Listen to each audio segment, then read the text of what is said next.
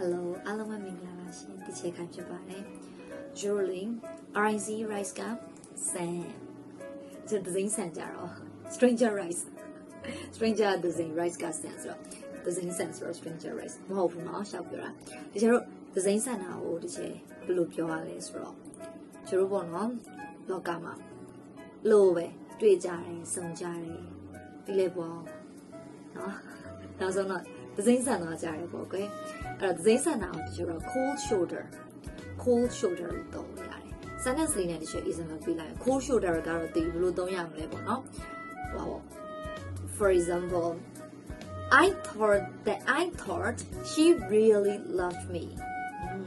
သူမငါ့ကိုချစ်မယ်လို့ထင်ခဲ့တာပေါ့နော် finally she gave me the cold shoulder နောက်ဆုံးတော့သူမကဒဇင်းဆန်သွားပြီအဲ့ကျွန်တော် cold shoulder လေးပေါ့နော်အဲ့တော့အဲ့ဒါလေးတွေကိုလေ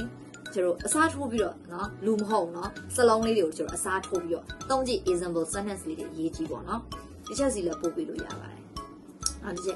ဒီချက်ကိုဗီဒီယိုလေးအောင်ရေးပြီးလို့ရတယ်အချင်းစစ်ပေးမယ်နော်အဲ့တော့ cold shoulder လေးကိုကျွန်တော်မှတ်မိအောင်ပေါ့နော်ဒဇင်းဆန်နေကြသုံးကြတယ်အများကြီးရှိရသေးလား cold shoulder လေးမှတ်မိမှာဆိုလို့အများကြီးမရှိဘူးဒီချက်ဗီဒီယိုတစ်ခုမှ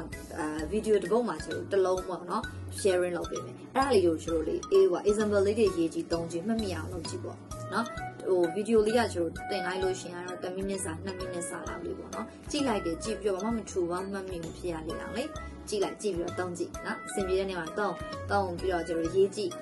နော်ဘာလို့ဒီဇိမ်းဆန်နေရတော့ပေါ်တယ်ဆက်စည်းတွေတက်နေတဲ့ခင်ဗျာဒီဇိမ်းဆန်ကတော့ပေါ်ဆုံးပဲအရင်ပေါ့နော်ကျွန်တော်ညားကြတယ်ဒီလိုမျိုးလေးတွေပေါ့နော်ခုပဲ okay တယ်နောက်ရကြဒီဇိမ်းနေဆန်သွားကြတယ်ဒီစင်ချိုးချိုးသွားကြတယ်ပေါ့လေအဲ့ဒါလေးကိုကျွန်တော် cold shoulder လို့တောင်းတယ်နော် okay bye bye နော်ကျွန်တော်နောက်ဗီဒီယိုမှာပြန်ဆောင်ကြပါမယ်